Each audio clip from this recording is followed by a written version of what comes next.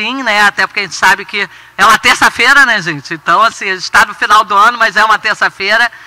Mas nós teremos alguns momentos, são momentos muito importantes, porque é um momento importante de emoção para todos os envolvidos, de emoção para as famílias, mas um momento histórico para o Brasil. Sem dúvida nenhuma, um momento histórico para o Brasil.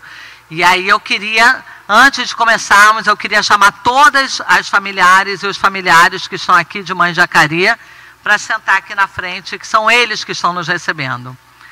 Vamos, gente.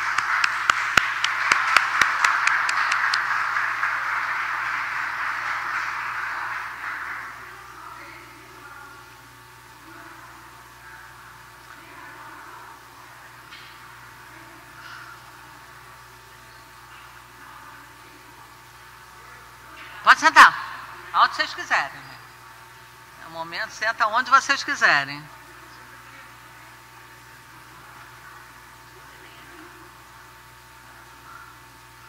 Cadê Vanina e Aline? Vanina e Aline? Não, Aline.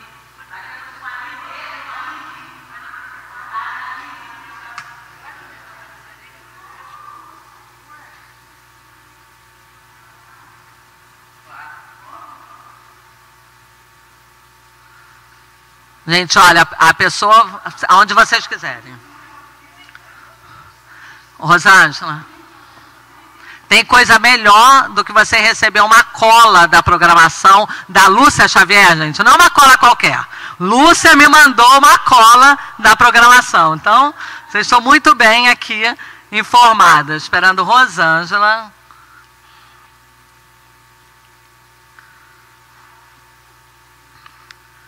Então, antes de começarmos as nossas falas, e teremos algumas falas, porque aqui nós temos o coletivo Manjacari, com toda a importância histórica para o Rio de Janeiro, para o Brasil, mas aqui nós temos pessoas que acompanharam toda essa luta, essa trajetória, e que não se encerrou na sentença da corte. Mas, sem dúvida nenhuma, é um marco para o coletivo, é um marco para o judiciário, é um marco para todo o Brasil. Então, antes de começarmos, eu queria passar o vídeo, né, Aline? O vídeo que foi elaborado.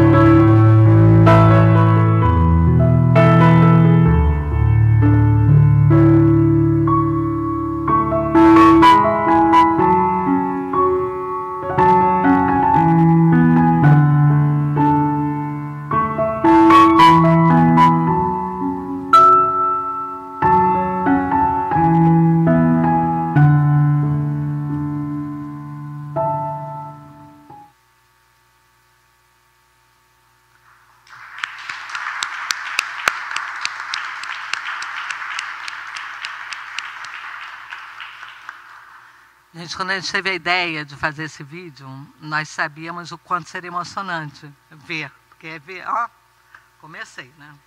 Você já me conhece, comecei. O quanto é emocionante. Mas assistir o vídeo, porque é uma história, né? E aí você vai vendo um parto que dura 15 anos, 20 anos e 34 anos. Então, Luiz, foi Luiz que fez o vídeo, gente, compilou as imagens. Assim, não tenho o que falar, para além de... Obrigada. Aline. A Aline vai falar um pouco.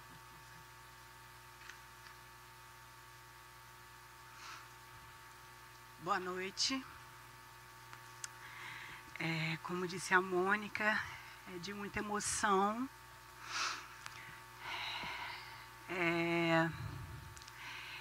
Eu, desde 7 anos de idade, né, estou nesse movimento, porque quando, em 1990, eu tinha 7 anos, quando tudo, o fatídico 26 de julho de 1990, a partir daí, tive dores, muitas dores, assim como todas essas famílias, as 11 famílias. Mas eu também tive muitas alegrias. Reencontrar aqui hoje Delei, Patrícia, que me viu pequena, Mônica Cunha, que hoje, né, a gente fez questão de colocar ali, ela entregando a medalha para a gente, porque a Mônica lá atrás conhecia minha mãe, assim como Patrícia tinha ali na foto, lá em Magé, em Suruí, Magé, cavando para buscar os ossos dos nossos entes queridos, minha irmã, no caso. Então, reencontrar essas pessoas, ter o Nicodemos ao nosso lado, porque, como ele mesmo disse, na época ele tinha cabelo. Então, tem muito tempo isso. Então, reencontrar e encontrar, fazer novos amigos, assim como eu fiz a Mônica Alckmin, como eu fiz e a tenho como uma amiga, e tantas outras pessoas que não estão aqui. Dona Isildete, muito obrigada pela sua presença. Dona Isildete é uma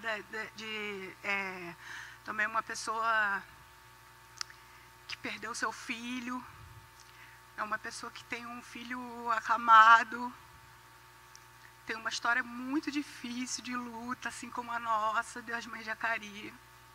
E toda vez que a gente se encontra, ela fala da minha mãe, fala dessa dor, fala desses encontros. Mas também a gente sempre rememora, mas fala sempre também das alegrias. porque elas tinham, Vera e Marilene, tinham um senso de humor, né? Elas passavam também uma alegria, faziam dessa história. Fábio Araújo, Fábio, muito obrigada por tudo, por tudo. Minha mãe amava essas pessoas. Então, para falar do Estado, né, eu queria primeiro, nesse primeiro momento, agradecer a todos vocês, por isso eu falei o nome de cada um. Mas falar do Estado, a gente só pode falar da desresponsabilização do Estado, né? Como a gente conta no vídeo, 34 anos, e só agora a gente tem uma solução e vinda de fora, né? A gente pressionou, a gente buscou para que lá de fora viesse esse resultado positivo. E que não acaba hoje, né? E que não acabou no dia 4 de dezembro de 2024. Que a gente vai persistir ainda, vai lutar ainda por bastante tempo, espero que pouco tempo, mas para que se cumpra, né? Para que se cumpram as medidas que a Corte impôs, para que o Brasil possa cumprir, né, as exigências que a Corte impôs. Agradecer imensamente e dizer que o Estado, ele dilacerou as nossas famílias.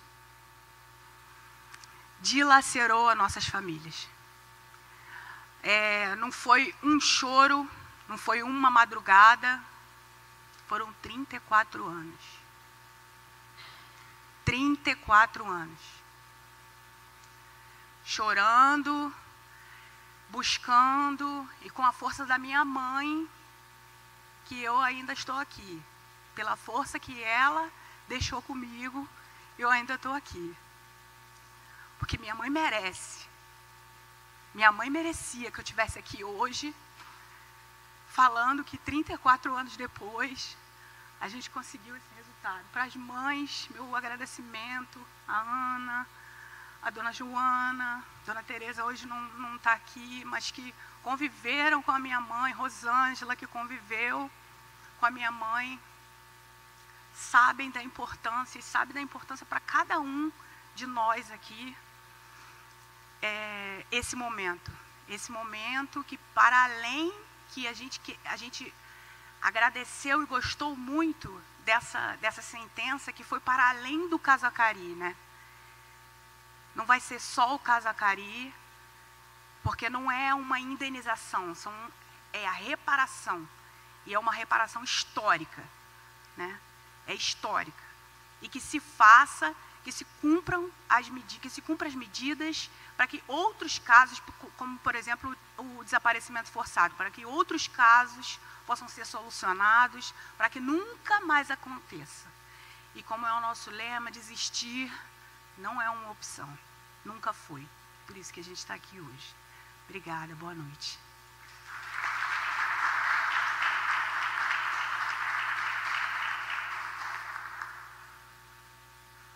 Bom que depois que a Aline fala, eu tenho que abaixar um pouquinho, né, o microfone.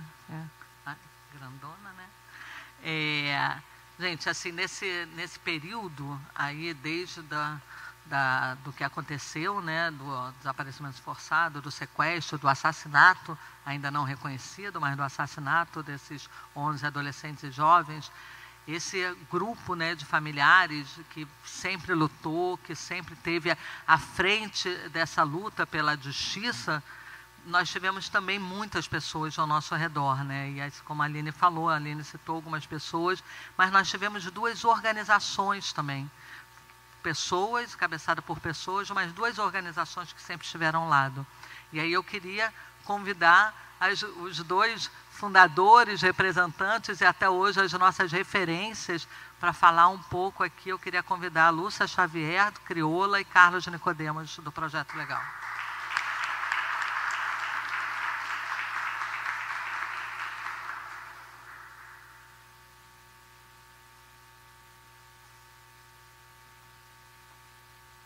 Boa noite. É uma honra e muita emoção vir conversar com vocês. Não só a emoção que sentimos na leitura da sentença, mas mais do que isso, ver Edmeia, Marilene, Vera expressado em cada rosto, em cada, diria, esforço de se manter vivo e firme para ver justiça. Como vocês sabem, essa é só uma estrada, né? Falta ainda trabalhar todos os dias para que todas as sentenças, tudo que está previsto naquela sentença, seja executado. Mas mais do que executado, para que, como disse as pessoas que experimentaram ouvir essa sentença naquele dia do 4 de dezembro, nós sabemos que vamos precisar trabalhar muito mais. É por isso que nós fizemos esse convite aberto, porque assim como vocês têm levado esses 34 anos de luta com muita gente, com vocês, precisamos ainda de mais gente para reforçar esse processo. Acho que, mais do que justiça, reconstituir a dignidade. Não só a dignidade de vocês, mas de Acari, a dignidade de cada mãe, de cada familiar que perde seus filhos e também perde a esperança, né? Não a esperança porque não tem força para lutar, mas a esperança de todo dia cair e se levantar para buscar justiça, né? Como vocês, a gente está sempre envolvido com muitas mulheres, muitos familiares com essa mesma dor, né?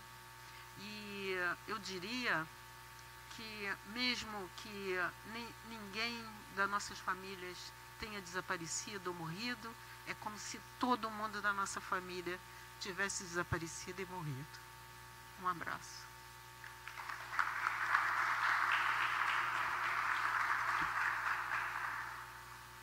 Bom, boa noite a todos, boa noite a todas.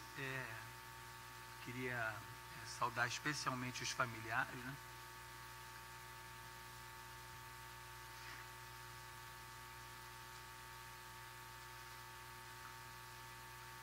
Olha, me deram a função ingrata de fazer a análise técnica, né? Mas aí eu vou contar uma história. Então,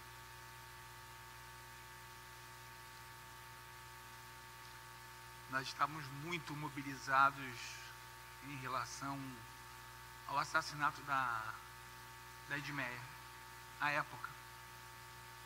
Muito mobilizados, porque aquela morte impactou fortemente, né, o movimento.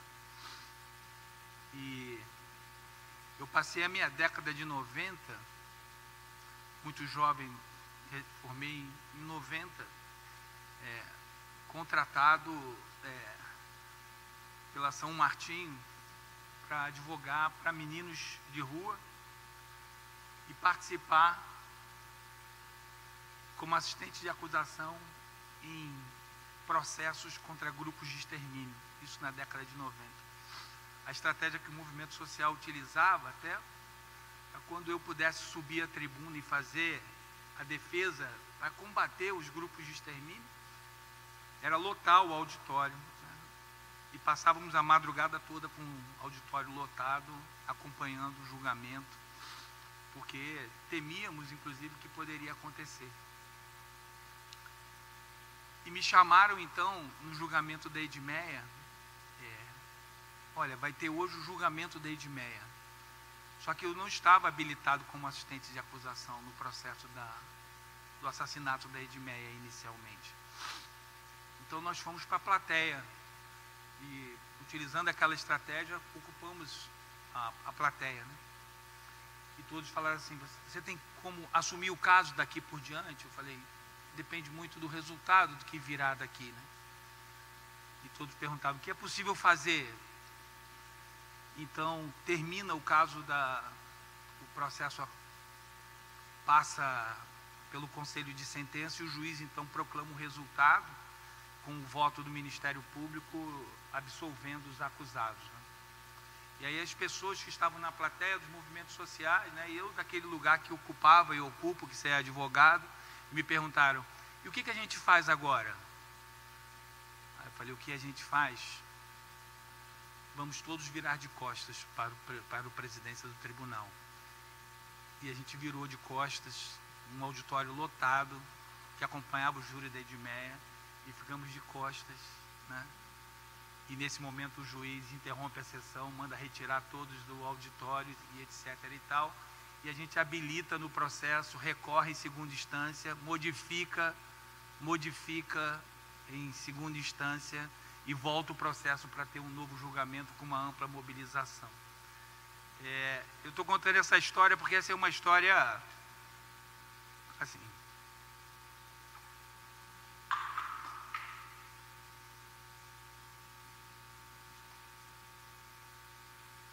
entre tantas outras desse caso.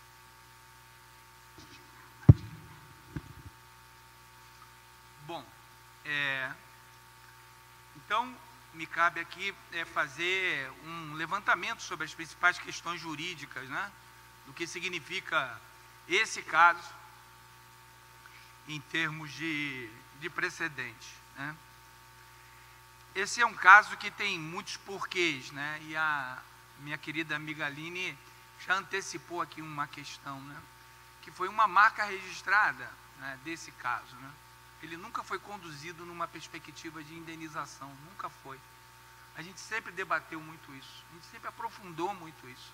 A gente sempre se exigiu e exigiu que a sociedade reconhecesse que o que se dialogava em relação a esse caso, na verdade, é aquilo que a Aline colocou, é uma reparação histórica, para aquele que pode ser considerado um dos piores crimes que se possa cometer na sociedade, que é o desaparecimento. E o desaparecimento forçado, que traz um elemento a mais, né, que se dá por força de uma representação de Estado, então ele é ainda mais doloroso, E esse é um caso muito demarcado pela reparação. É um caso que reivindicou, né, a todo tempo, ao longo dos seus 34 anos, que fosse assim reconhecido como um caso de reparação histórica. E não é só pegando emprestados os capítulos da agenda de direitos humanos da memória, verdade e justiça e trazendo isso como uma lógica, mas não trazendo esse caso como um caso de reparação histórica. Reparação histórica porque na sentença ele foi capaz de apontar, sendo o primeiro caso após o processo de redemocratização do Estado brasileiro em 1988, ou seja, é um desaparecimento forçado no âmbito da democracia, não é um desaparecimento forçado no âmbito de um estado de exceção. Isso já seria muito grave, mas é um desaparecimento forçado no âmbito da democracia, onde se acredita que o sistema de freios e contrapesos estão sendo operados e a gente tem a resposta do poder público. E esse caso, ele significa isso. Ele é o primeiro caso, né, sentenciado numa corte internacional de desaparecimento forçado dentro da democracia, né?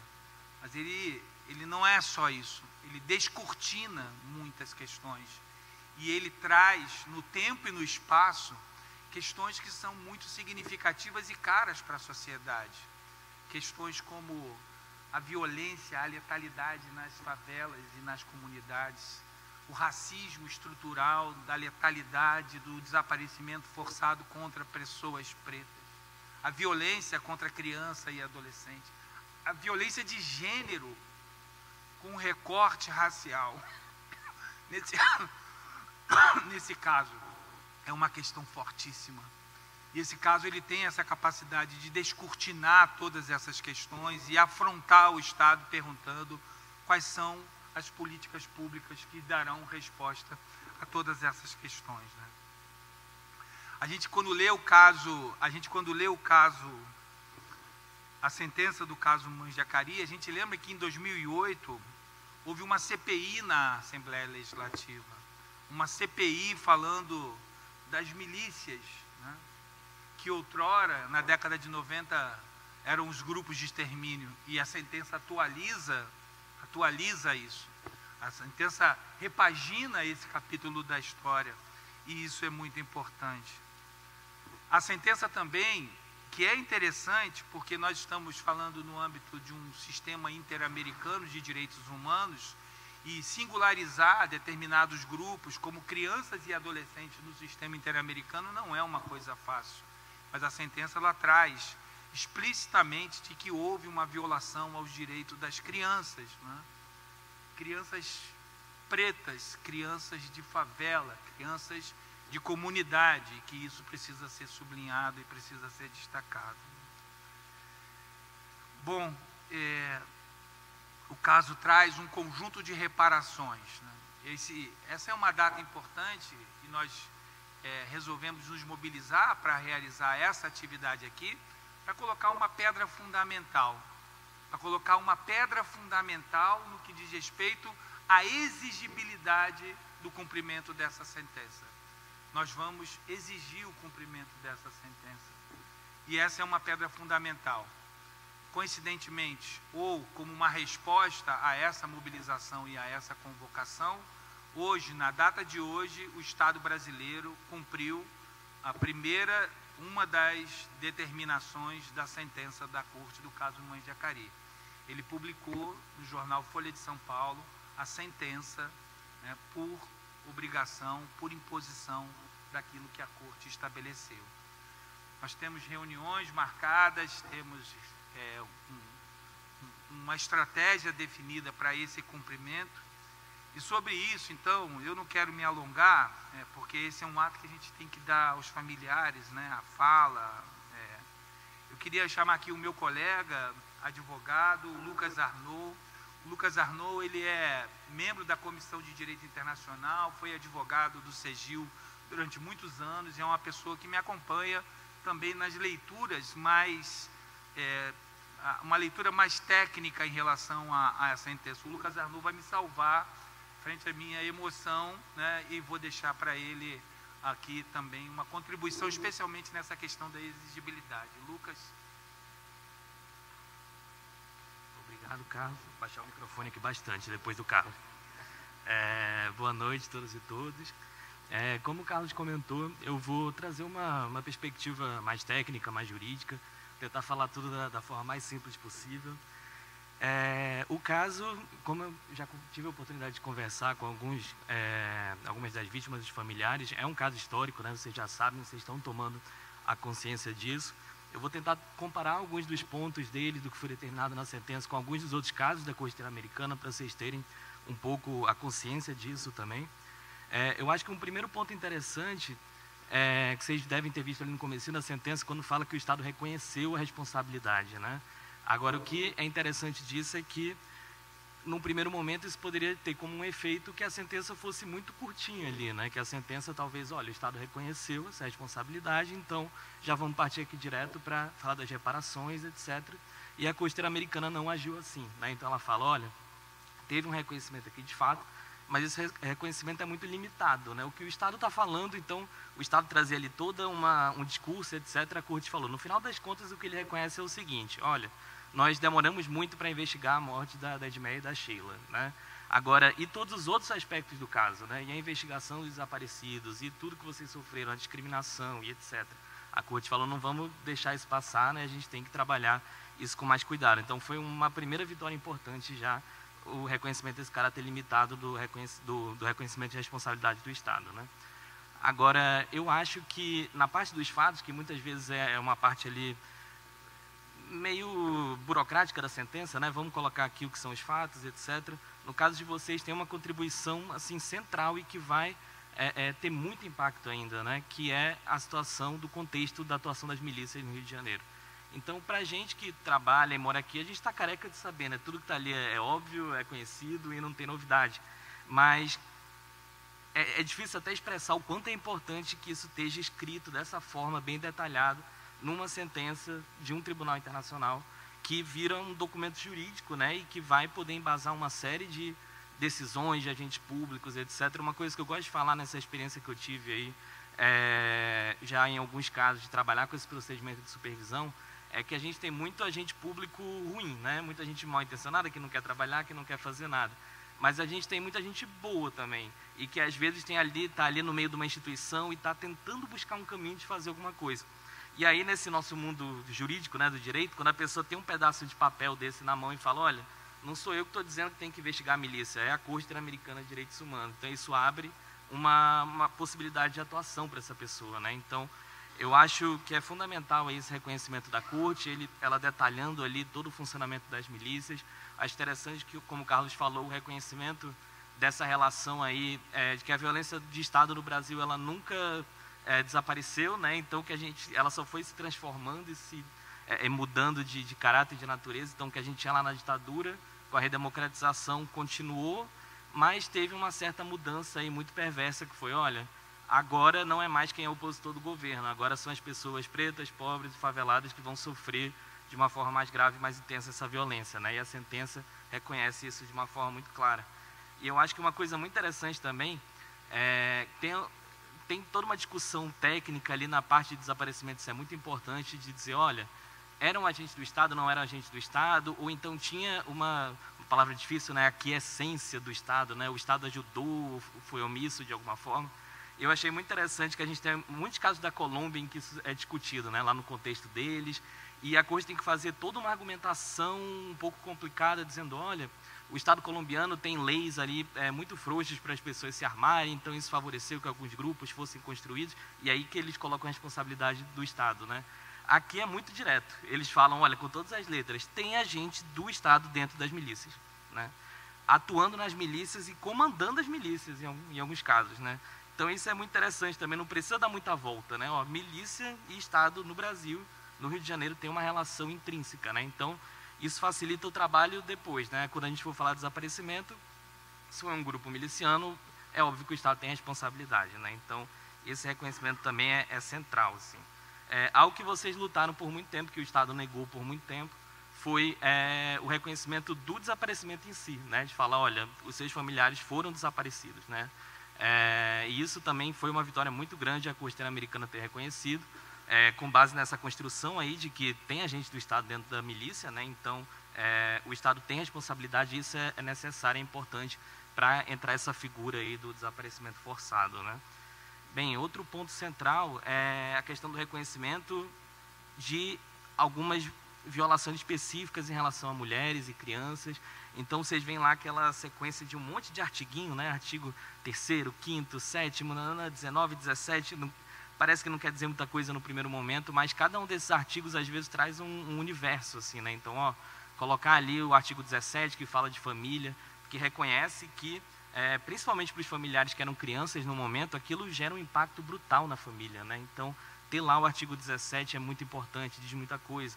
O artigo 19, que reconhece que eram jovens, né, que foram vítimas, a maioria ali eram jovens, e isso tem um impacto a mais, né? Isso gera uma dor a mais nas famílias, isso gera obrigações que o Estado deveria ter tido e não teve, especialmente porque eram crianças e jovens. Então, também é super importante.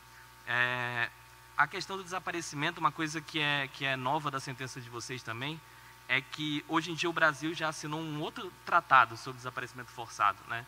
Que tem como uma das obrigações lá, os estados que assinam, ratificam esse tratado, eles têm que ter uma lei colocando desaparecimento forçado como crime. Então, isso a Corte Interamericana já tinha determinado lá na outra sentença da guerrilha do Araguaia, que ela fala de desaparecimento forçado, só que o Brasil não cumpriu isso e ainda por cima, de uma forma hipócrita, né, foi lá e ratificou um outro tratado que também fala isso. Então, é mais um tijolinho que a Corte Interamericana fala, olha, Brasil, você tem 2 vezes a obrigação, né? Pela sentença, minha sentença anterior lá do Guerrilha do Araguaia, agora pelo tratado, pela Convenção Interamericana que se ratificou, e agora uma terceira por essa nova sentença, né? Então, é frustrante porque as coisas demoram, a sentença fala, né? Olha, os projetos de lei, tem projeto de lei tramitando sobre isso, né? São de 2008, 2007, etc. É muito tempo, né? Mas, às vezes, como eu estava comentando, um documento novo desse pode ser o que vai ser fundamental para virar o jogo e fazer com que essa discussão seja levantada e recordada lá dentro do Congresso, né? Então, agora, como o Carlos comentou, né, vou tentar falar mais das reparações especificamente desse processo de supervisão. Eu acho que as reparações também trazem aí bastante coisa interessante, né? A Corte Interamericana ela é conhecida porque ela gosta dessas reparações que pegam todos os aspectos, né? Como vocês comentaram, não é só dinheiro, que muitas vezes é o que é menos importante para as famílias, né? Ela vai lá e determina a questão da investigação, ela reconhece que no caso das jovens, né, e das questões de possíveis atos de violência contra elas, nunca teve uma investigação. Então isso é muito importante, né? Ela também determina as medidas que a gente chama de satisfação, que buscam exatamente reparar, não de uma forma total, que é impossível, né, mas essa dor que vocês sentiram ao longo do tempo. E isso é algo que eu quero comentar e deixar bem claro para todo mundo, que às vezes o Estado, eu cheguei a advogar ali em caso da Costeira Americana na época do governo Bolsonaro, era mais complicado. O Estado queria cumprir algumas coisas atropeladas, né? Então, tem ato de reconhecimento de responsabilidade, vamos fazer aqui do nosso jeito, etc.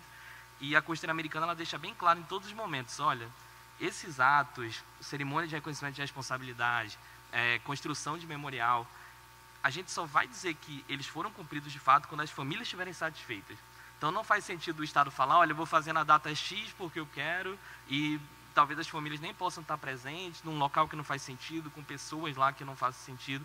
Então tudo isso, a Costeira Americana diz que tem que ser conversado com vocês e a opinião final é a de vocês, né? Para dizer, olha, eu acho que esse ato está bacana, tem que ser feito assim, realmente está reparando e cumprindo com esse objetivo da Costeira Americana, né? Então isso é muito importante.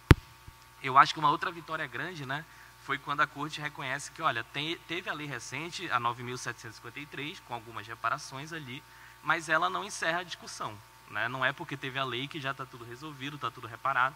E vocês veem que a Costeira Americana fez questão de determinar novamente várias das coisas que estavam lá, é o que eu digo, né, ir juntando papel, no mundo do direito é importante, né? Ó, tem a lei, mas também tem a sentença da Costeira Americana agora determinando, reafirmando que isso tem que ser feito, né? Então, novamente, não só para indenização, mas para a questão do memorial e das certidões de óbito e por aí vai. E vocês devem ter visto que, talvez na imprensa, etc., nos jornais, que recentemente teve aí uma normativa do CNJ que fala sobre as certidões de óbito ainda das vítimas da ditadura, né? Que tem algumas daquela época que até hoje não tem a certidão de óbito. Então, para a gente ver como são coisas que se conectam, né? A mesma coisa que eles sofriam lá atrás, enfim, na atualidade, na democracia, várias pessoas continuam sofrendo.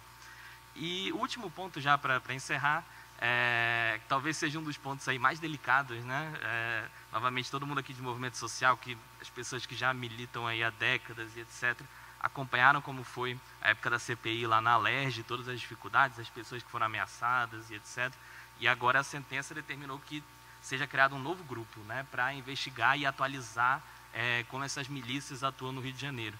E eu acho que isso vai ser um dos grandes desafios aí de como implementar essa sentença. Fala ali de um grupo que seja interinstitucional, que junte várias instituições e órgãos, etc. Mas, novamente, só faz sentido isso se for dialogado com vocês, com os representantes, se fizer sentido, para ser uma coisa realmente efetiva e não um grupo que vai só cumprir tabela ali e concluir algo que não vai ter qualquer repercussão prática, né? Mas é isso, agradecer pelo convite do CNDH e parabenizar vocês novamente aí pela luta, pelo esforço, porque essa sentença saiu assim, tão importante, foi por todo esse esforço acumulado e essa luta de vocês, tá certo? Então, obrigado, pessoal. Obrigado, Lucas. Bom, gente, obrigado, Lucas. Como eu disse, né, ele cumpriria esse papel de dar um detalhamento também da decisão e da sentença, que nós já falamos tanto. Aí agora eu vou passar a palavra para a Daniela, né, de Crioula, que vai pilotar aqui a atividade. Então tá. Eu ainda não tá. Esse cacife, não. Tá. Oi, gente, boa noite a todos. Na verdade, nesse momento, a gente abre para os familiares tirarem suas dúvidas, fazerem suas perguntas. Se quiserem falar também, esse espaço, esse momento é de vocês.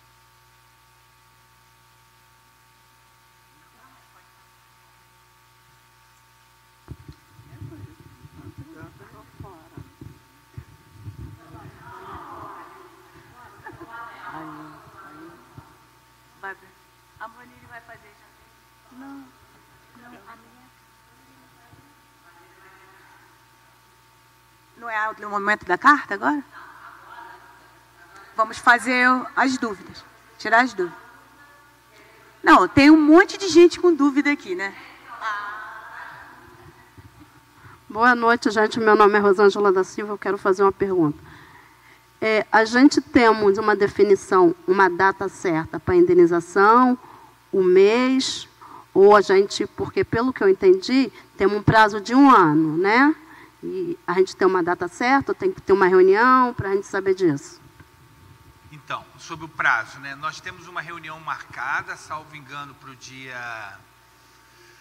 Acho que é amanhã, dia 18, não é? Com o Ministério dos Direitos Humanos, né? E também com a participação do Ministério da Igualdade Racial, em que vai se estabelecer, então, um primeiro indicador em relação ao cumprimento de todas as obrigações que estão colocadas ali. Como disse o meu colega Lucas Arnaud, tem questões que são mais, vamos dizer assim, demoradas, né? Como, por exemplo, criar um grupo de estudos e trabalho para poder, dentro daquilo que nós chamamos de medidas de não repetição, fazer o enfrentamento das milícias no Rio de Janeiro. Então, isso é uma coisa que vai demorar mais. Mas a questão do acompanhamento médico e psicológico para as vítimas, isso pode ser mais imediato. A definição das indenizações, né, individuais, isso pode ser mais imediato. Então, a gente tem uma reunião marcada, uma reunião de trabalho, que a gente vai ter, então, esse indicador em relação ao cumprimento. A gente sabe também que, por exemplo, como disse muito bem o Lucas, o tema do desaparecimento forçado no Brasil, ele está, assim, jogado num abismo, num hiato, né? Porque não é crime no Brasil o desaparecimento forçado. O desaparecimento forçado não é crime no Brasil, não há um tipo penal. Ele está represado lá num projeto de lei desde 2011 e não tem uma lei que define o que é desaparecimento forçado. E mais do que isso, o Brasil não reconhece no Tratado de Atenção a Pessoas em situação de desaparecimento forçado, o Brasil não reconhece o mecanismo de denúncia, de comunicação desse tratado internacional. Então, por exemplo, isso o Estado brasileiro vai ter que dar uma resposta. Ele vai ter que medida ele vai tomar e adotar, considerando a separação dos poderes junto ao Congresso Nacional, para impulsionar o projeto de lei relacionado à tipificação, né, do crime de desaparecimento forçado. Então, a gente vai ter uma posição mais clara. Obviamente, Crioula, que é a organização que acompanha o caso junto com o projeto legal, com os advogados, vão estar presentes e vão, né, exigir, né, parâmetros de cumprimento imediato. A gente teve hoje o primeiro cumprimento, a publicação da sentença num jornal de grande circulação. Obrigado.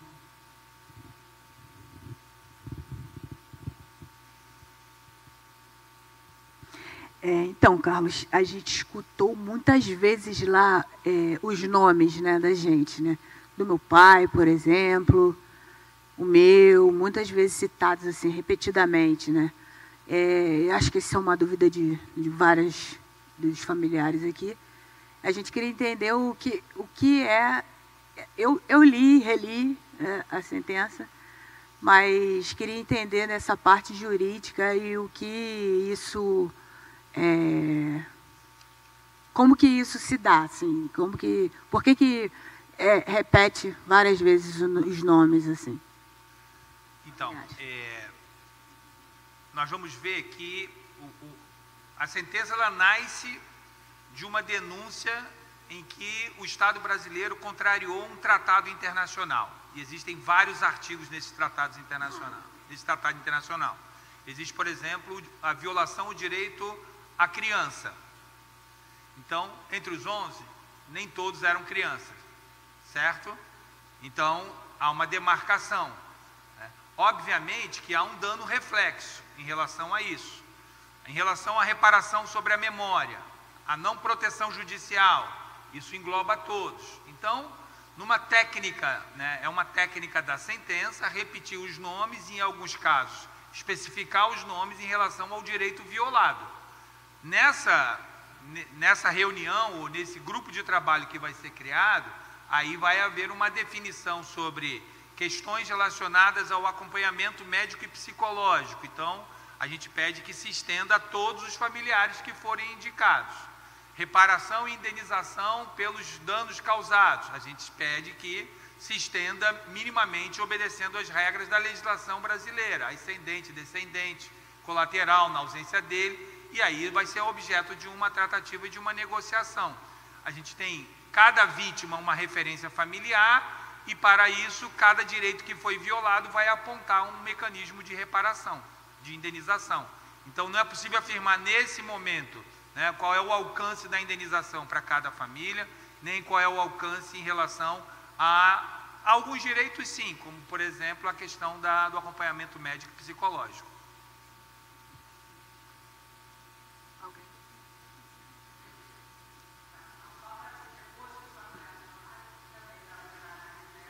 Sim, de repente pode ser até a mesma pergunta, né? E aí, o que a gente queria saber, assim, porque isso aqui é pergunta, não é minha não, sabe? É dos familiares em geral, Enem, né? É do Enem. O que é recurso de esclarecimento, se isso é necessário e se isso altera o tempo da sentença. Tá. Lucas, quer esclarecer esse item?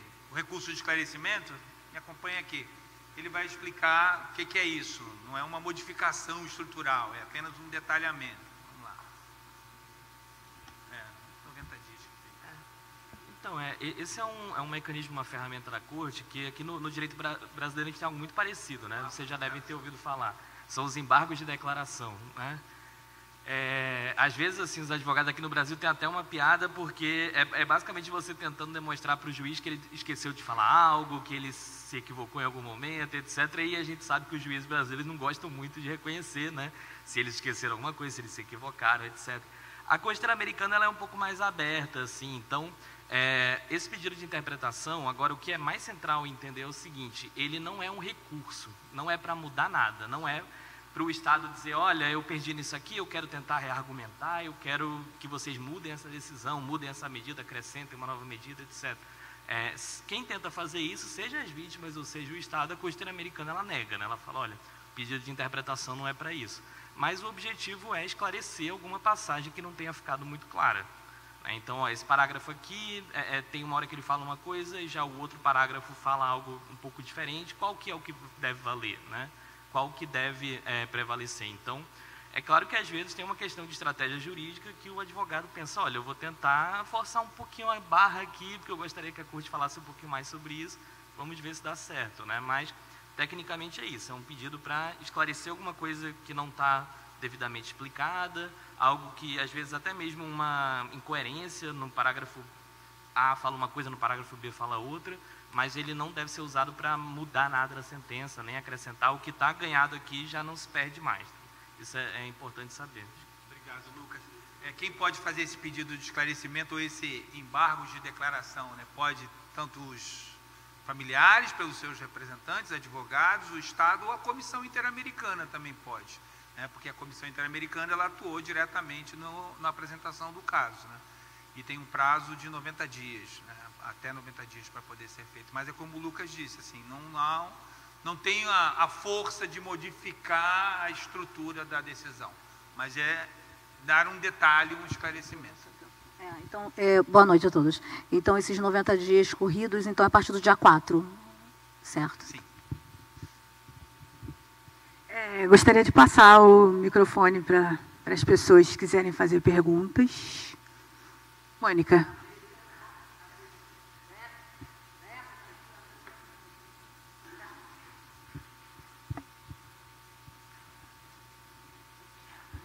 Tá frio, gente. Tá frio.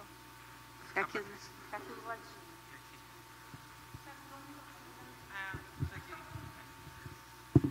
Boa noite a todos.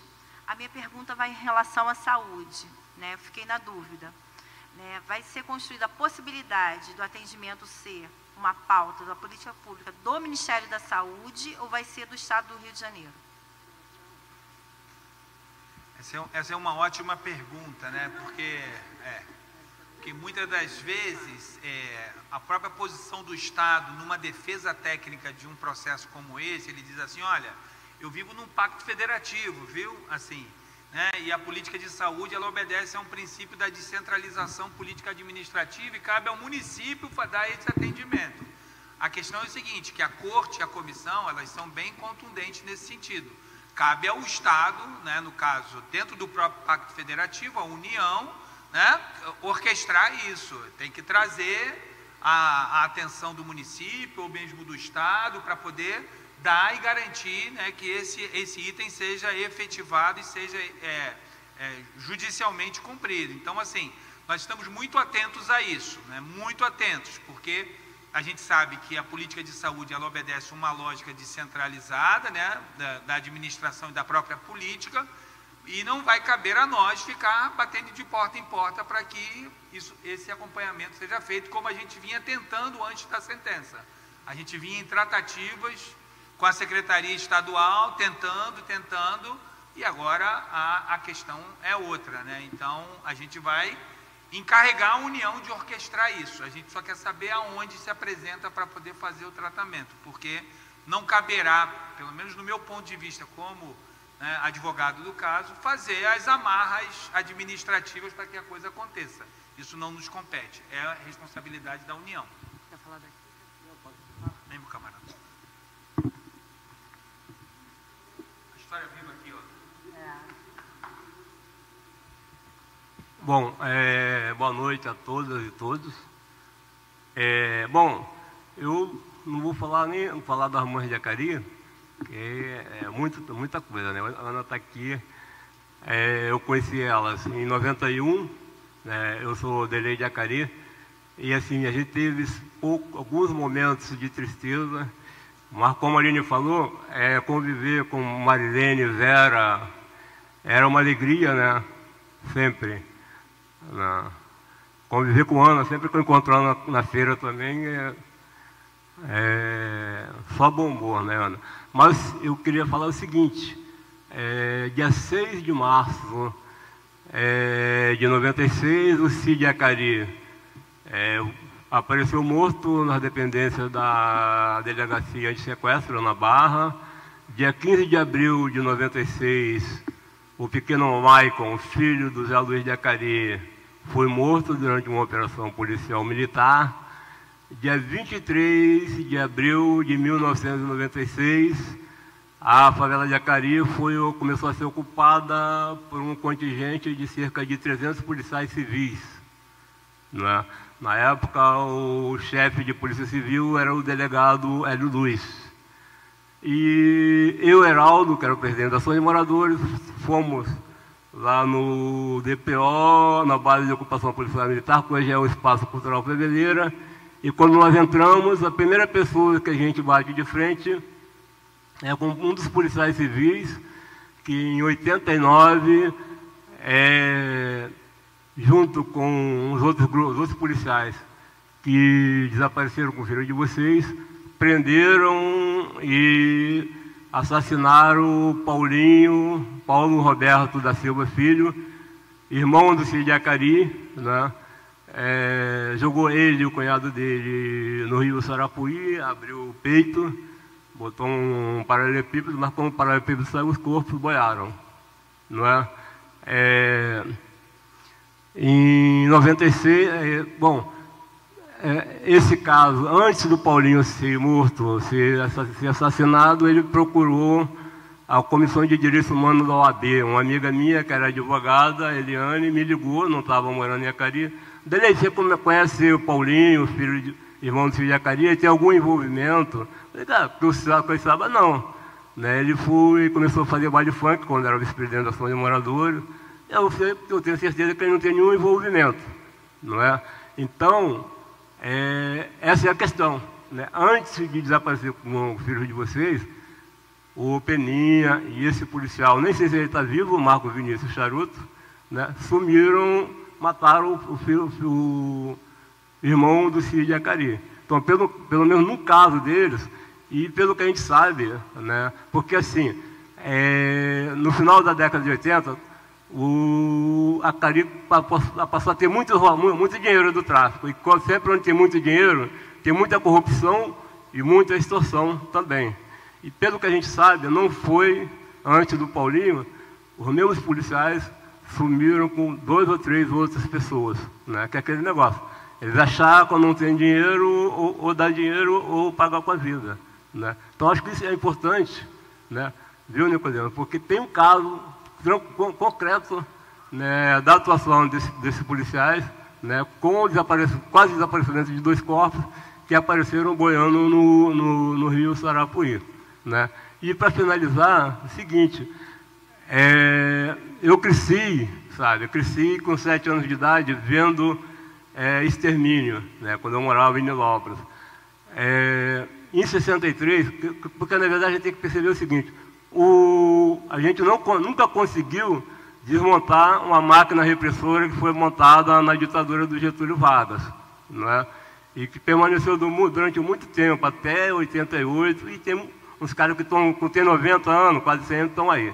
E para finalizar mesmo, é o seguinte, olha só, quando a gente fala do Estado, sabe, Aline, o Estado tem um governante, né? Quem governava o Estado do Rio de Janeiro era o senhor Moreira Franco, né? E tinha um secretário de segurança. Eu, Heraldo, e a mãe do Paulinho, Dona Rosa, fomos ao Moreira Franco. Ele disse que ia tomar providência. Não tomou até hoje, já assumiu o cargo de ministro. Então, todo Estado tem um governante. Tanto o Estado estadual, o Estado municipal, o Estado federal tem um governante. E esse governante tem que ter responsabilizados também pela omissão ou pela cumplicidade nos crimes que aconteceram durante eles estavam governando. É muito fácil culpar o Estado, mas quem é o Estado? Né? Quem é o Estado? O Estado é governado por alguém, entende? Então, quem governava, e por exemplo, quem governa São Paulo hoje é responsável pelos crimes cometidos pelos policiais de São Paulo, entende? Lá o seu governador lá, o Tarcísio, ele vai responder, como o seu Cláudio Castro um dia vai ter que responder pelos crimes cometidos pela polícia aqui, que ele tanto incentiva. Desculpe se eu me alonguei, mas eu queria trazer esse dado, que é um dado importante com relação à questão do Paulinho, filho, irmão do Cid Acari, tá bom? E eu tenho certeza que o filho do Paulinho, as irmãs dele, se sentem contemplados, sabe, com essa sentença, sabe, Aline? Eu tenho certeza que a família do Paulinho se sente contemplada hoje com essa sentença, com a condenação do Estado brasileiro, que na época quase sumiu, assassinou o irmão dele também. Desculpe se eu me alonguei, obrigado. Não precisa ir, vocês podem falar aqui se quiser. Não, eu vou... Oi, gente, boa noite. Queria primeiro cumprimentar os familiares, parabenizá-los, né, pela luta, pela vitória. Queria colocar 2 questões, né, aqui para ouvir, né, do setor jurídico, né, de como vocês estão pensando isso, que é o seguinte, em um dos pontos da sentença, ela determina que o Estado prossiga, né, com as ações de busca, né? Então, como é que vocês estão pensando isso, né? Que instâncias, como é que isso vai ser operacionalizado, né? Eu acho que isso é um ponto concreto, né, que vai demandar muito trabalho de retomar ações de busca, e isso a gente sabe que não vai ser nada fácil, né? E a outra, que tem a ver com o que o Lucas mencionou aqui, a respeito do que está vindo escrito, né, do que foi ordenado, de que vem escrito agora na emissão dos atestados de óbito dos desaparecimentos políticos, né? E que, nesse caso, também tem uma similaridade, né? Que o que deve constar na escrita dos óbitos, né, ou não sei se é atestado de óbito nesse caso, né, que vai ser emitido, mas como é que vai ser emitido, o que vem na escrita atribuindo a autoria, né, desses desaparecimentos, dessas mortes ao Estado, né, se tem alguma coisa na sentença ou no trabalho, né, político e jurídico a ser feito agora em relação a isso. Tá? Obrigado.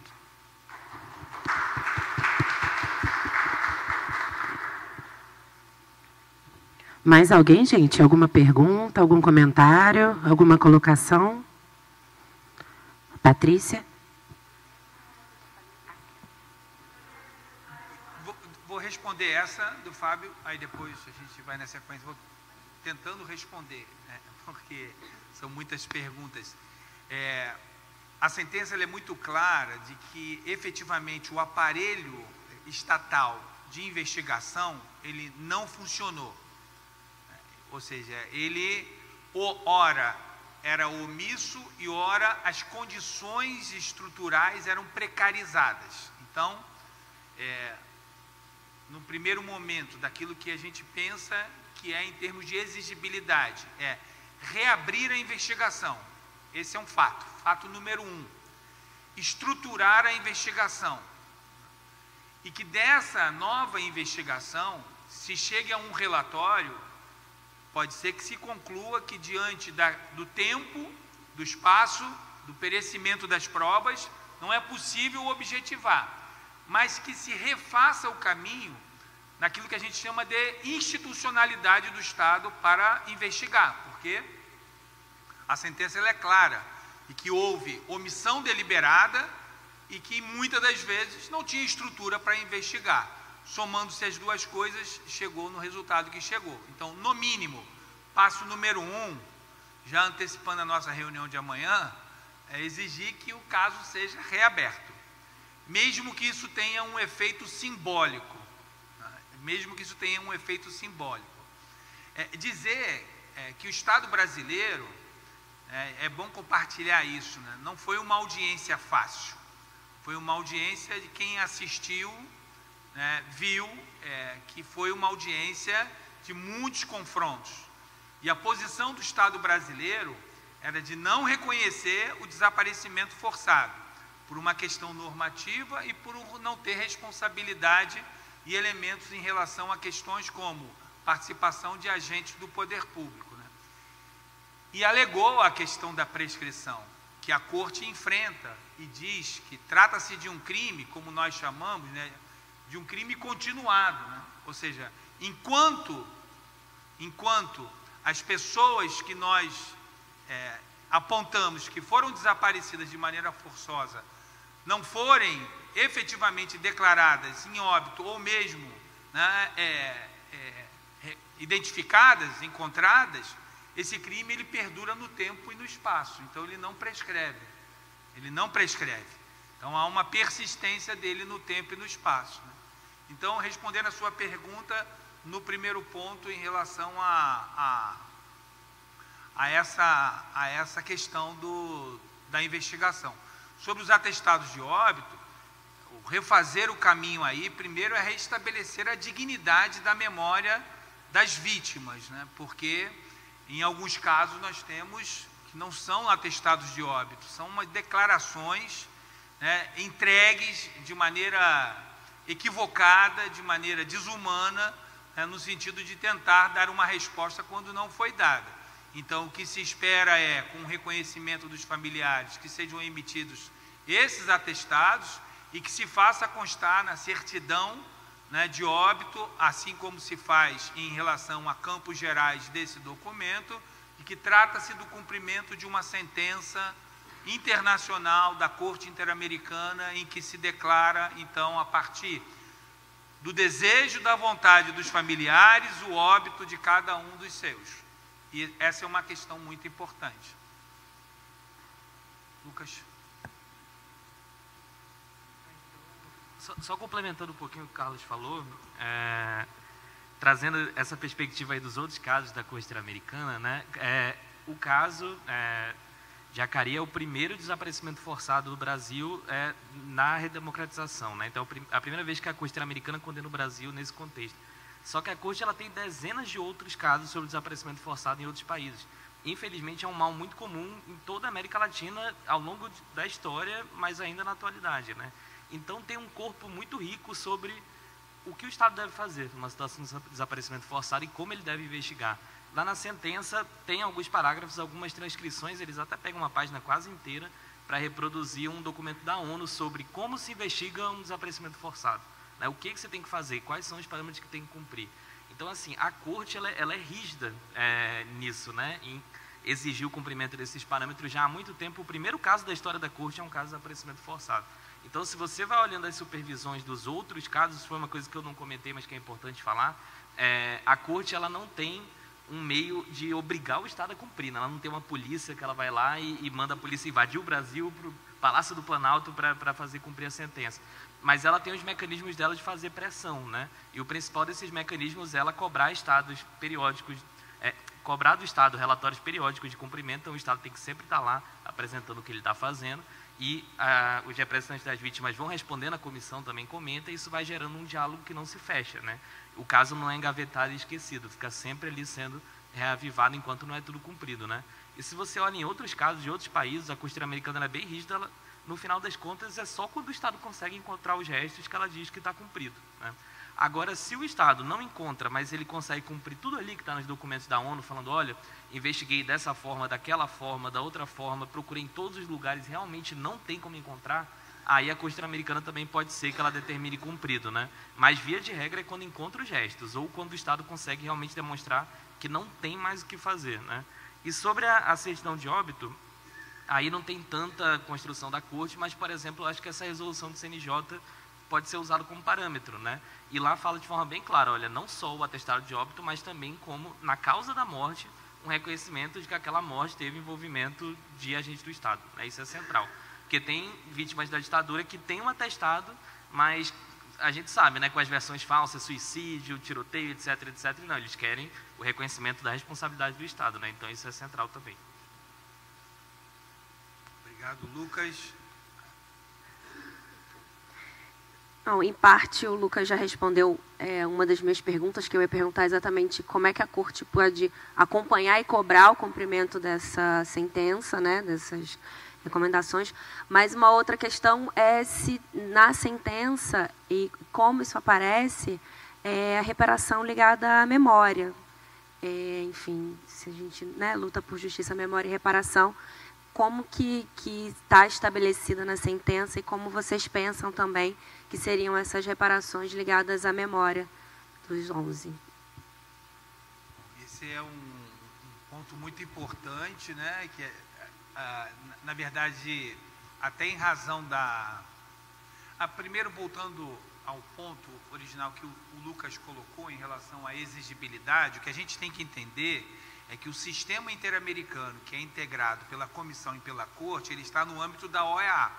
E a Organização dos Estados Americanos constitui-se como um organismo multilateral, em que os países se reúnem e fazem, inclusive, né, reafirmam o seu compromisso com esse sistema interamericano.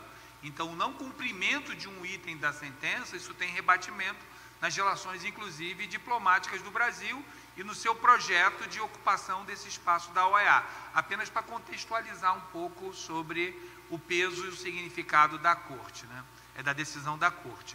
Em relação a esse item da memória, acho que a Mônica, melhor do que eu, poderia até falar, porque a Mônica tem acompanhado, junto com os familiares, um grupo de trabalho que foi criado com base na lei estadual, que foi sancionada, né, a partir de uma iniciativa, e aqui dando todo o mérito a ele, o deputado André Siciliano, né, que liderou esse projeto de lei, aprovou e depois saiu da LERJ. Então, a gente vive hoje um processo de exigibilidade junto à Secretaria de Assistência Social e Direitos Humanos, e ali tem um debate a respeito desse modelo do memorial, né, da parte pegando memória, né, e aí o memorial como item dessa parte, né.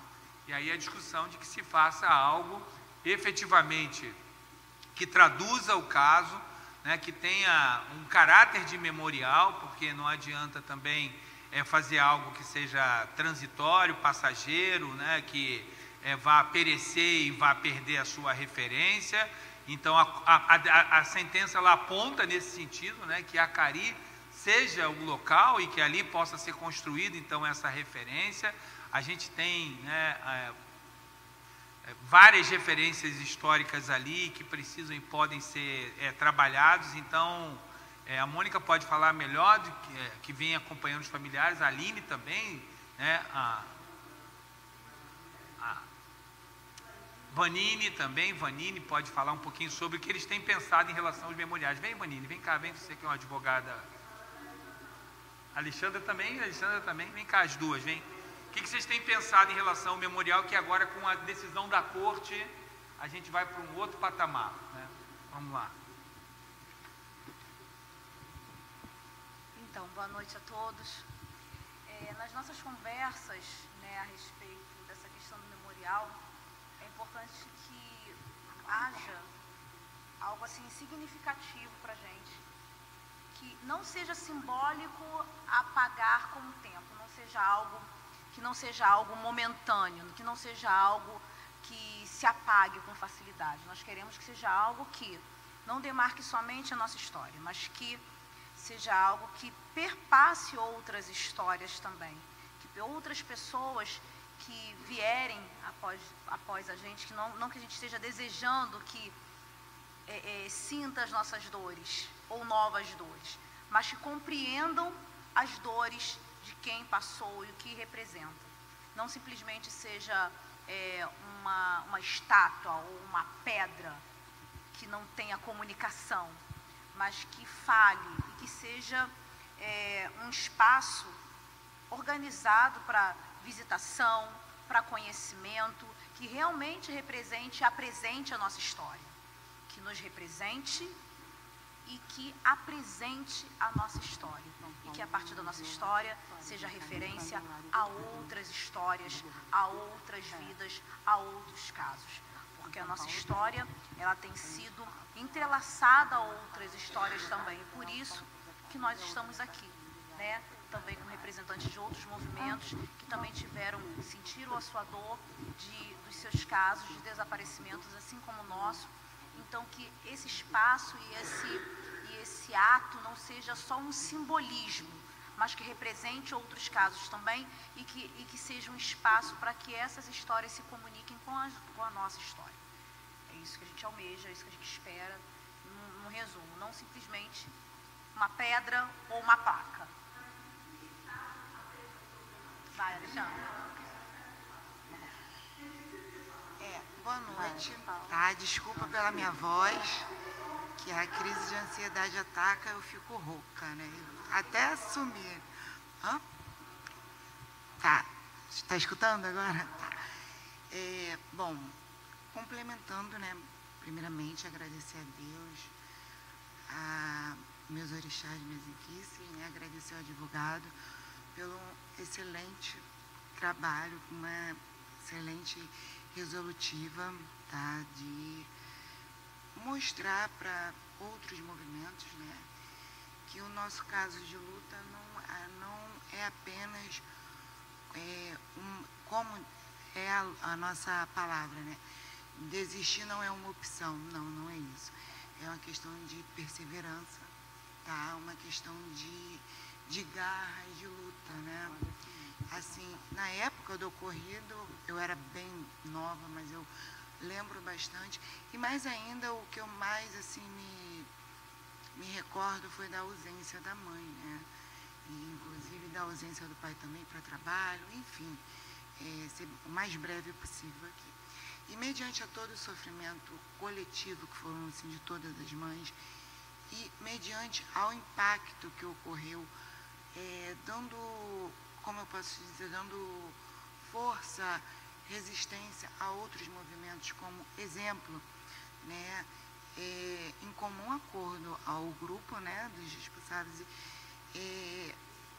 o que fizemos?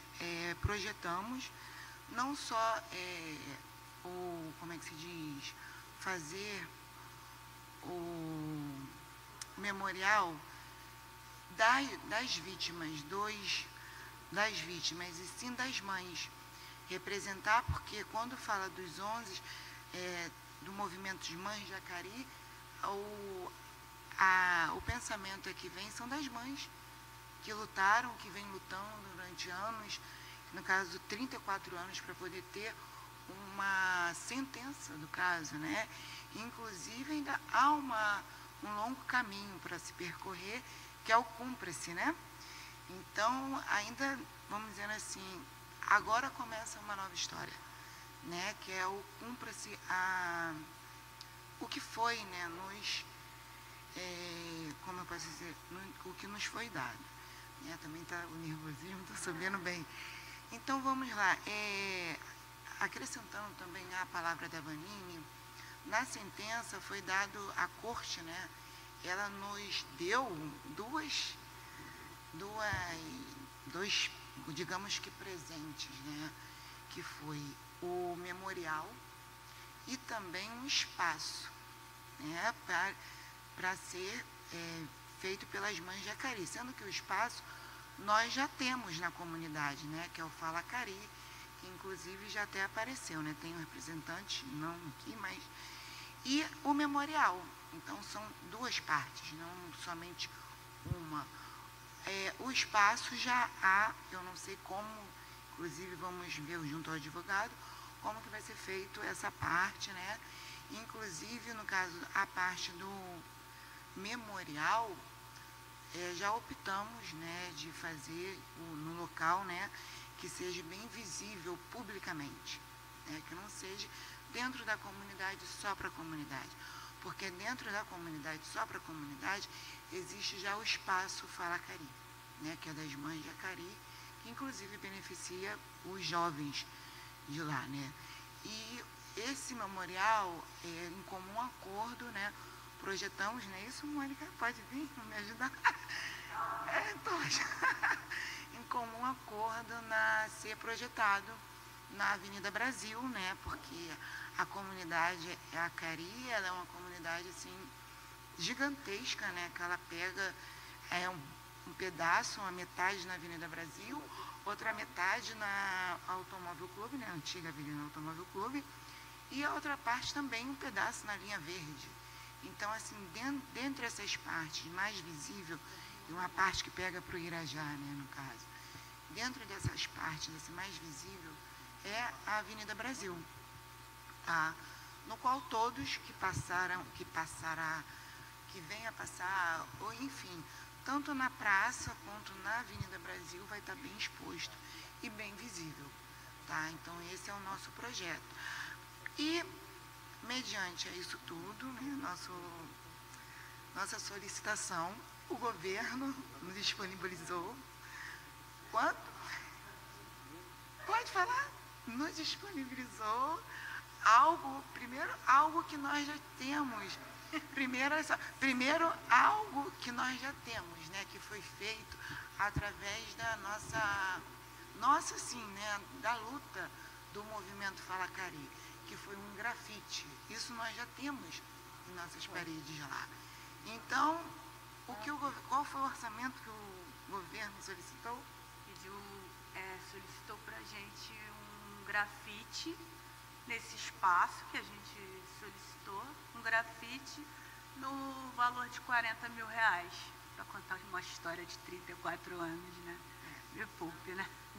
Não queremos. Obrigada, porque nós já temos grafite por grafite, nós já temos dentro da comunidade de Acari,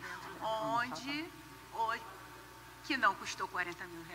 Foi feito por jovens, Delei não está aqui mais, que foi feito por jovens mesmo da comunidade, Delei sabe disso, esses grafites e outros grafites em telas, em coisas, tudo por bandeiras, tudo por jovens da comunidade, com custo que a gente tem, né? Fazendo com o custo que a gente tem. Então, com 34 anos, com nossos recursos. Com 34 anos não é assim, não é essa resposta que a gente queria, né, do Estado. Então, a gente espera agora aqui com a sentença, né, doutor Lucas? Porque a sentença tão explicadinha, né? Que pra gente, se pra gente eu reli, alguma coisa eu consegui entender, né? Sem entender, para eles não vai ser nada difícil. Então é isso, muito obrigada. Sou eu. Gente, fiquei pensando em várias coisas, né? Assim, não sei se todos lembram, mas quando completou 20 anos, né, a ideia da falecida Marilene era que o nome do hospital Ronaldo Gazola, né, fosse o nome da Edmeia. Inclusive, a gente rodou, a gente foi falar com o prefeito na época, a gente foi para lá, foi para cá, e ele falou, não, vai ser. E aí depois a gente descobriu nos bastidores que ia ser Ronaldo Gazola, né? E aí, lembrando da memória, né? Por exemplo, assim, é isso, assim, dentro da comunidade já tem um espaço Fala Mãe de Acari, né? E aí, assim, dentro da comunidade, só a comunidade vai saber, as autoridades não vão saber, né? Porque assim, não botar no metrô, né? Trocar o nome do metrô lá, né? E colocar lá Edmeia, e pensando nas outras estações que são próximo, né? Renomear escolas públicas, prédio público, gente, isso é memória. Em São Paulo, no Museu da Resistência, você entra lá, que eu fui lá outro dia, fiquei abismada. Você chega, você vê lá, Mãe de Acari, aí conta a história de Mãe de Acari. Você vai para outra sala, está lá, Chacina de Vigário Geral, contando a história de Chacina de Vigário Geral. Você vai para outra sala, você vê a história de Candelária. Eu falei, gente, e no Rio de Janeiro não tem. Em São Paulo, você encontra no Museu da Resistência a história. No Rio de Janeiro, ninguém sabe. Então, acho que a gente tem que pensar um pouco nisso também, porque, assim, não é só a história das mães de Jacari, né? Porque tudo começa com as mães de Jacari, mas que vai possibilitar para outros familiares. E uma coisa importante é sobre o projeto, né, de desaparecimento forçado. Vera e Marilene ainda eram vivas, né, quando se começou a discutir sobre esse processo. Né, Vera e Marilene morreram e o projeto de lei, né, não foi adiante, mas eu acho também que a gente tentar mobilizar esse projeto de lei, não sei se o ideal é agora, né, porque essa bancada, né, em Brasília, tenho dúvidas, né, mas eu acho que principalmente os deputados federais do Rio de Janeiro. Né, eles têm que ter esse compromisso com o Estado do Rio de Janeiro, porque a base eleitoral deles é o Estado do Rio de Janeiro. Né. Então, falar com os deputados, né, tem alguns deputados que conhecem, que já passaram, né, que já, né, familiares já até trabalharam para eles, que ainda estão no poder. Então, acho que a gente precisa movimentar, principalmente, a base dos deputados do Rio de Janeiro para... Porque é isso, a sentença traz obrigações para o Brasil. A sentença traz obrigações internacionais, né, que deixa o Brasil numa situação, às vezes, muito delicada. Né? Porque, assim, todo mundo vai olhar e vai dizer, olha, por que a gente vai investir no Brasil se ele não consegue colocar recursos para várias outras coisas? Isso também é um momento de cumprimento da sentença. É um pouco isso. Eu queria só saber como é que está o projeto, se Nicodemo sabe de alguma coisa, se ele está a passo de tartaruga lá, como é que ele anda. Mais alguém quer fazer alguma intervenção? Um ótimo horizonte, né? Assim, né? Porque aqui no estado do Rio, como você acabou de dizer, não é tão reconhecido. Né? Para acrescentar o que eu falei, né, na Rosângela, junto ao nosso memorial, foi dado também o direito da Edmeia, tá? Inclusive, gostaria, né, se possível, né, acrescentar você também para poder participar dessa solicitação do memorial, tá? Porque foi dado também o direito, não foi isso, doutor? A Edmeia também. E é isso. Obrigada. Mais alguém quer fazer alguma intervenção, gente? A gente encerra aqui no delay, tá? Deixa eu só responder, então, a questão da Patrícia. Eu acho que a pergunta que fica é por que esse projeto de lei é de 2011 e ele não anda, né? Nós entendemos isso facilmente, porque o conceito técnico de desaparecimento forçado traz a participação direta de agentes de Estado. Então, a gente tem hoje um Congresso Nacional extremamente conservador, não é desconhecimento de ninguém, que inclusive a bancada, entre as bancadas que ali se constituem, existe a bancada da bala, né? Então, e essa questão, ela é tida como uma pauta que é represada em razão do conceito e da configuração que se tem de desaparecimento forçado, trazendo o agente do Estado. Então, há uma contenção deliberada. Não é uma questão de um projeto de lei que não é simpático e que ninguém toca, não é isso. É porque há uma deliberação para não se movimentar, cabe então ao Poder Executivo, à União, dentro das suas atribuições e seus mecanismos, né, fazer movimentar a sua bancada de parlamentares para que esse projeto de lei tramite. Então, bom, com relação ao memorial,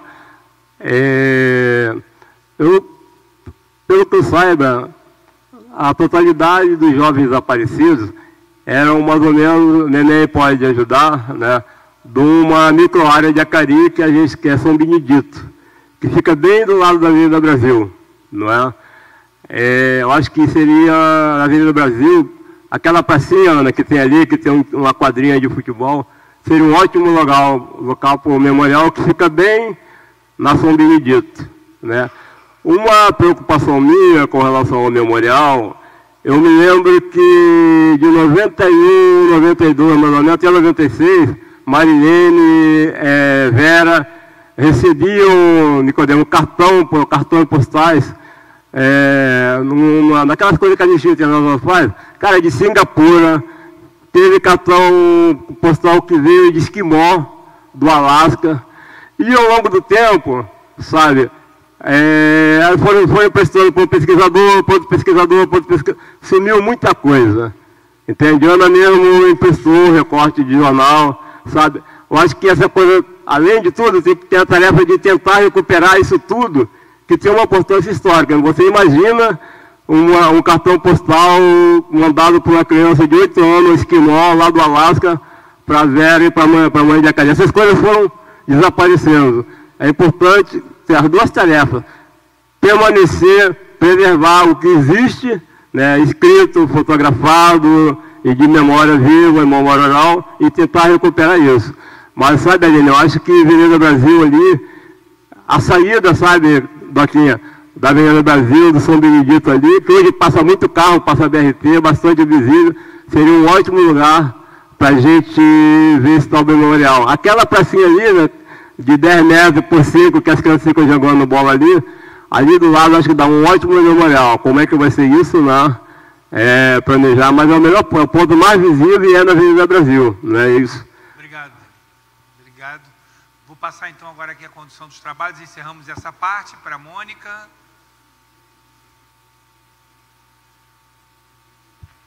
Bom, fala.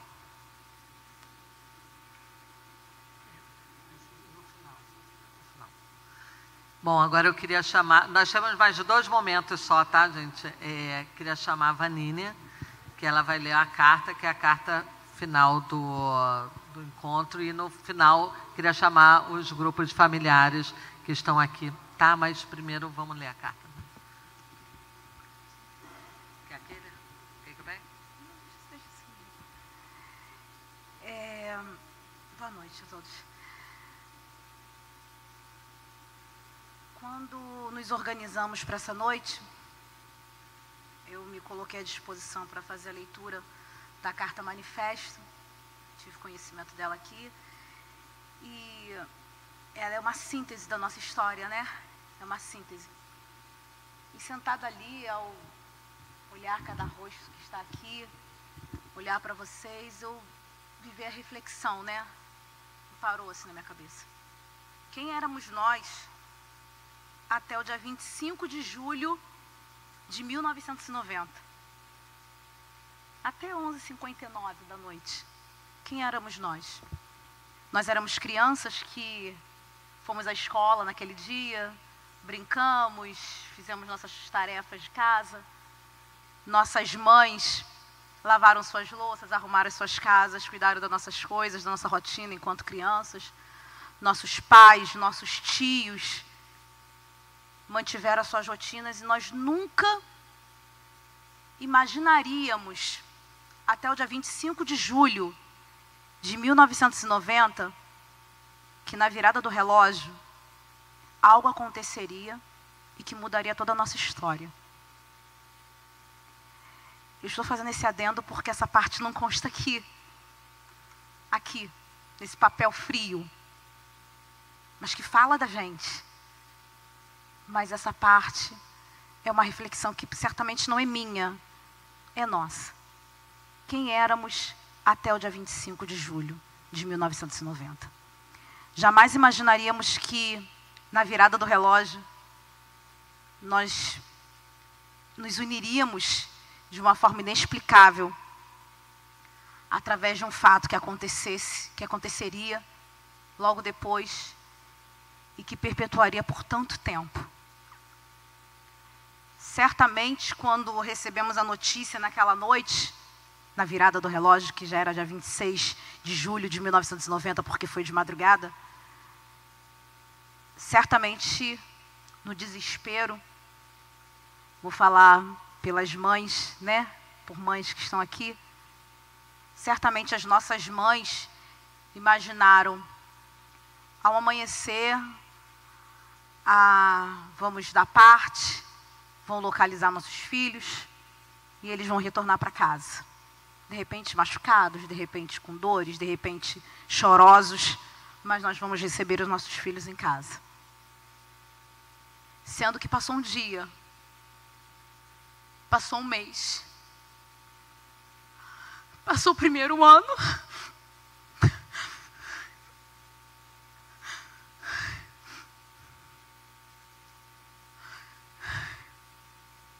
e se estamos aqui hoje, 34 34 anos depois,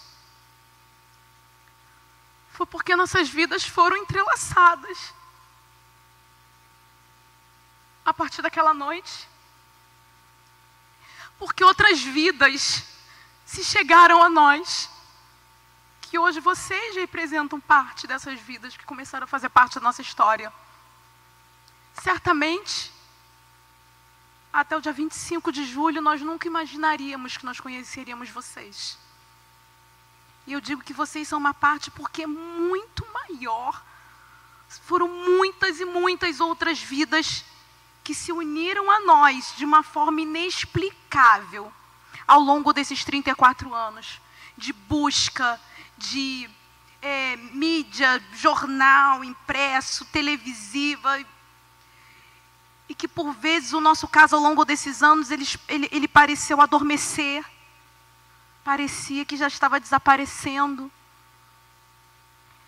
por vezes já não era falado por um tempo.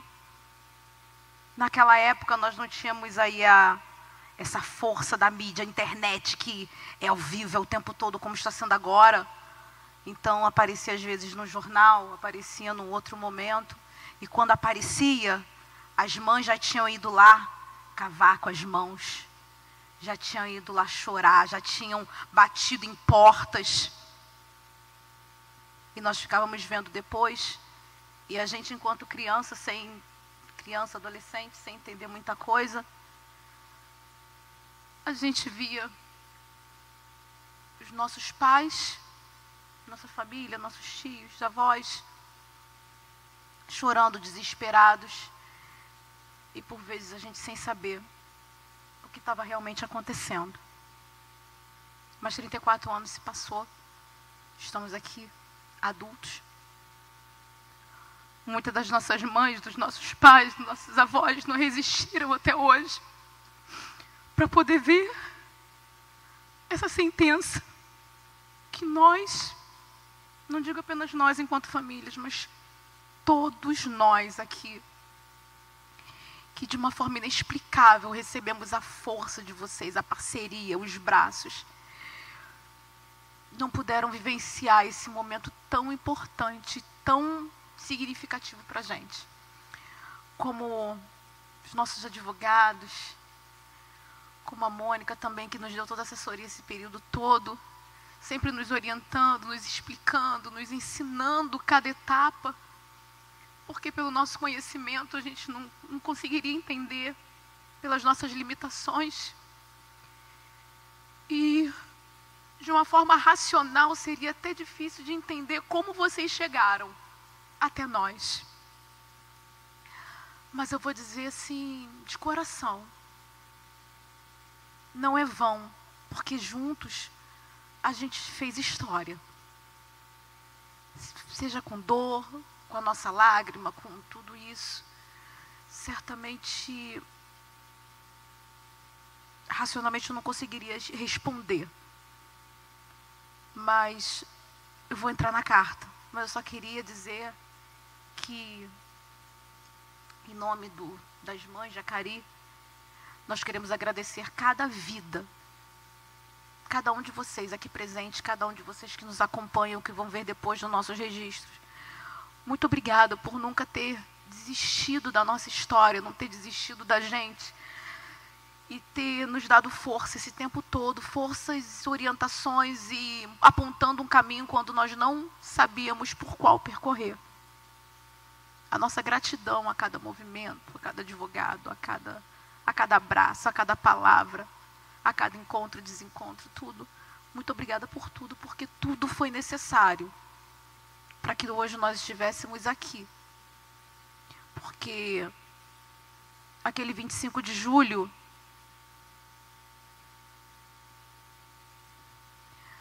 até 25 de julho, certamente, o nosso projeto de vida era de uma forma, que a nossa história seria de uma forma.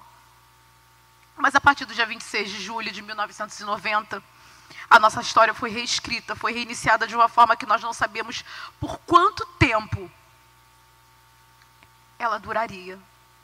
E a nossa intenção hoje, como foi dito aqui através do memorial, é que não que a nossa história ela não seja findada por uma placa e não seja representada por um desenho numa parede, mas que ela se perpetue para outras gerações, como estudo de caso, como pesquisa, como base, para que outros e outros casos também sejam conduzidos, sejam estudados, e para que essa pauta seja estendida a outros segmentos, a outras pessoas que sofrem e que porventura ainda sofrerão, não sabemos. Muito obrigada. E essa é a nossa intenção, que a nossa história sirva de base para outras histórias, para que sejam diferentes e para que eles não sofram durante tanto e tanto tempo, como nós sofremos sem resposta. E a partir desse adendo aqui, dessa introdução, eu inicio a carta de manifesto. Caso Mãe Jacari.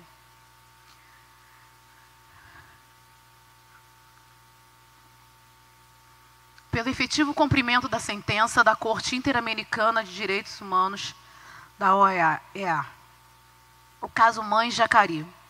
A chacina de Jacari ocorreu em 26 de julho de 1990, quando 11 jovens, incluindo 7 adolescentes, desapareceram em Magé, Rio de Janeiro.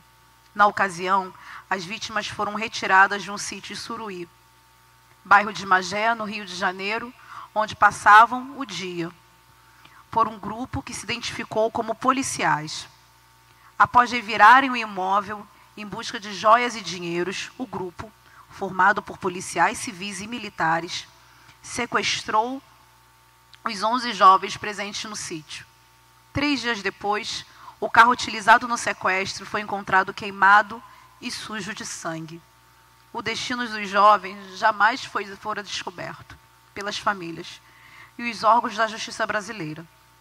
Em razão do desaparecimento forçado de seus filhos, foi criado o grupo Movimento Mãe Jacari. A busca por justiça. Diante do descaso da justiça brasileira em investigar e punir os responsáveis, considerando que o inquérito policial foi arquivado sem definição dos acusados em 2006, o Movimento Mãe Jacari apresentou denúncia na Comissão Interamericana dos Direitos Humanos pelas violações dos direitos humanos cometidas pelo Estado brasileiro. Em julho de 2021, a Comissão Interamericana elaborou o relatório de mérito reconhecendo as violações ao direito de reconhecimento da personalidade jurídica, à vida, à integridade pessoal, às garantias judiciais, à liberdade de expressão e pensamento, à liberdade de associação, aos direitos das crianças, à igualdade perante lei e à proteção judicial no caso, elaborando recomendações quanto às medidas de reparação a serem tomadas pelo Estado brasileiro. No entanto, este, novamente, restou inerte quanto ao cumprimento das recomendações, razão pela qual a Corte Interamericana dos Direitos Humanos apresentou o caso à Corte Interamericana de Direitos Humanos da OEA em abril de 2022, recebendo o nome de Caso Cristiane Leite e outros versus Brasil. Em 12 de outubro de 2023, o caso foi julgado pela Corte Interamericana de Direitos Humanos da OEA. Um parêntese aqui, por favor. Onde nós tivemos a oportunidade de ir a Bogotá, que foi um momento ímpar da nossa história. Que uma das mães, até no caminho, se sentiu mal, muito mal, ou seja, implicando a sua própria saúde, a sua própria limitação física, além de toda a sua limitação emocional, psicológica ao longo de todos esses anos, considerando-se a sua idade e a sua fragilidade. Ela esteve conosco em Bogotá, que no caminho passou muito mal, mas ela conseguiu ir, participar. e junto conosco, nós, mais jovens, que fomos representando as nossas famílias, conseguiu vencer mais uma limitação.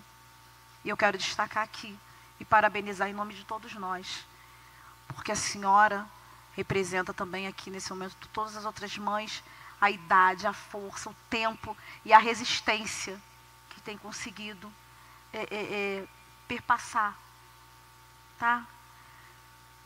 Porque foi muito forte a nossa ida até Bogotá. Não foi turística, não foi a passeio, foi um caminhar, foi um trajeto de lágrimas para ir. Foram momentos também de lágrimas lá, de dor. E o nosso retorno foi de dever cumprido. E a partir de então, a partir disso, que nós conseguimos agora chegar no dia 4 de dezembro de 2024. Através de uma audiência de notificação, foi comunicada a sentença, que declarou internacionalmente responsável a República Federativa do Brasil pelo desaparecimento forçado dos 11 jovens, bem como pelas graves violações dos direitos humanos, da reparação histórica. A sentença do caso Mãe Jacari une passado e presente da história do país e, através da responsabilização do Estado brasileiro, descortina uma realidade violadora de direitos humanos para crianças, adolescentes, mulheres, especialmente as pretas em comunidades e favelas, nos impondo, enquanto nação, um enorme desafio humano e social. O cumprimento da sentença prolatada pela Corte Interamericana de Direitos Humanos, da OEA, não se traduz como uma indenização, é uma reparação histórica. E por ela, movimentos sociais, entidades, militantes exigem do Estado brasileiro seu efetivo cumprimento, pois do grito por justiça restou a certeza que desistir não é e nunca será uma opção. Movimentos sociais presentes no ato da leitura social e política da sentença. E aqui eu faço meu último parênteses. Essa reparação histórica, ela não tem preço. Ela tem valor, que é bem diferente.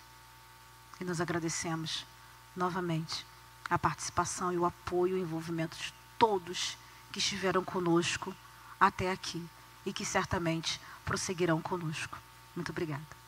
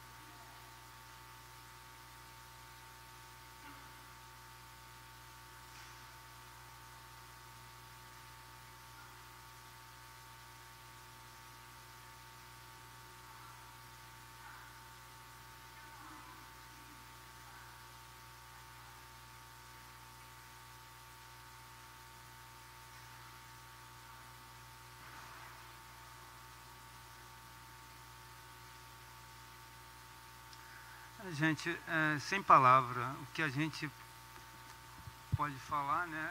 Para essas famílias, sinto muito, né? Por elas, por todos, até por mim também, que sou familiar. Sem palavra, a gente não queria estar aqui. O que eu tenho a falar para todas é sinto muito, de coração.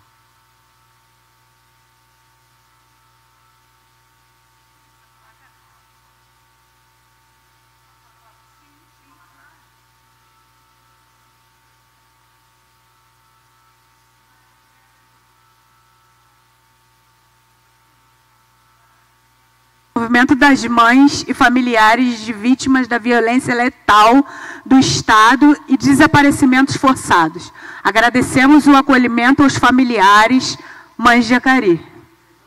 Aqui, dona Joana, segura aí.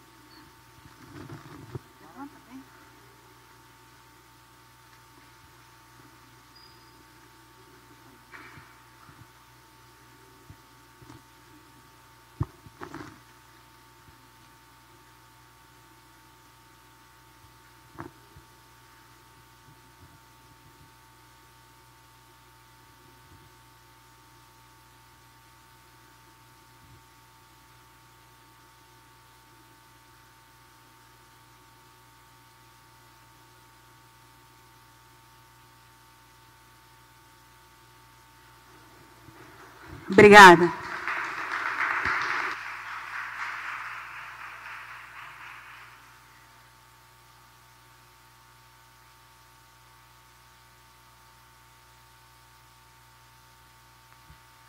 Bom, nesse momento, assim, a gente encerra esse ato, mas começamos outros, inúmeros atos.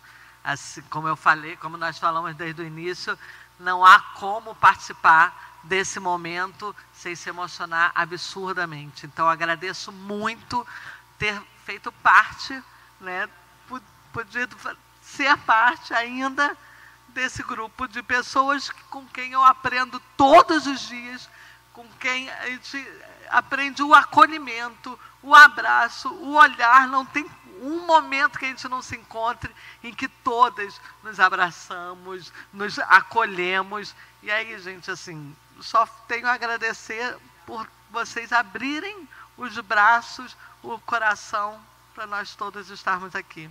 Muito obrigada e obrigada a todos que vieram.